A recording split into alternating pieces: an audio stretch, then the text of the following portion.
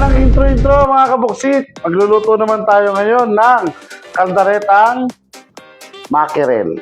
Para sa mga gagamitin natin ngayon, gagamit tayo dito ng carrots, patatas, green at red bell pepper, pineapple tidbits, chicken powder, dahon ng laurel, sibuyas, asin, pangmalakasan nating betchin, syempre hindi mawawala yan, durog na paminta, tomato paste, ketchup, cornstarch, pineapple juice, at ang bida sa lulutuin natin ngayon ay ang saba mackerel. Saba, baka naman. Ang una natin gagawin dito mga kabuksit, iprito muna natin yung ating patatas at carrots. Tara! So, piniprito natin yan mga kabuksit. Ikot naman na natin yung ating mackerel. Bago natin iprito mga kabuksit, ikot natin yung mackerel natin sa cornstarch. Iprito na natin to. Wala!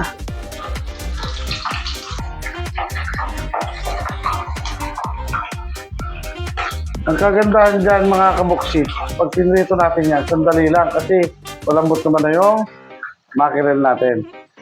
Habang piniprito natin yung ating mackerel, gumawa naman na tayo ng sauce. Tara na! Pag mainit na yung mantika natin, lagyan na natin yung ating red at green bell pepper. Sandali lang yan. Tatanggalin din natin. Lagyan natin ang ating sibuyas. Lagyan din tayo dito ng bawang. Nakalimutan natin kanina. Yung ating tomato paste.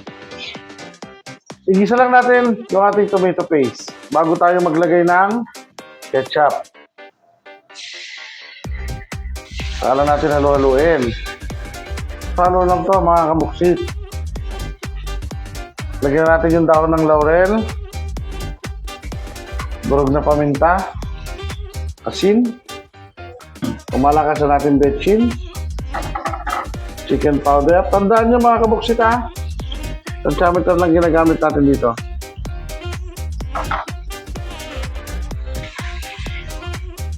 Saka yung ating pineapple tidbits. Lagyan natin yung ating pineapple juice. Saka yung sabaw ng ating mackerel.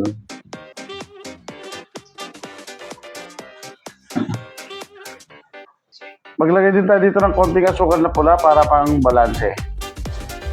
Lagyan na natin yung ating pinrito na patatas at carrots.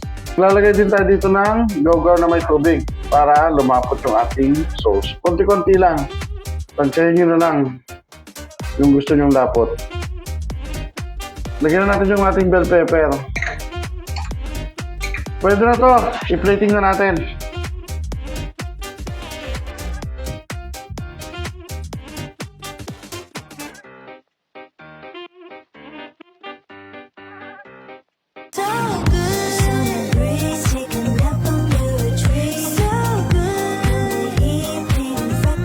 Ito na ang ating finished product na kaldaretang mackerel.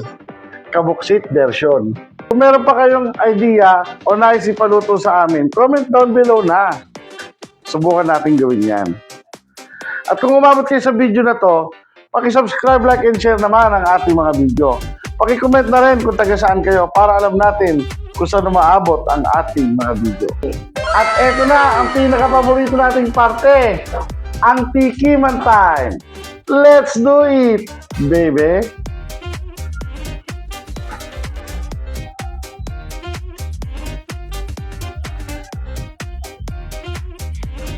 Yummy! Yung mga may hilig dyan sa mga mackerel, try nyo to para maiba naman.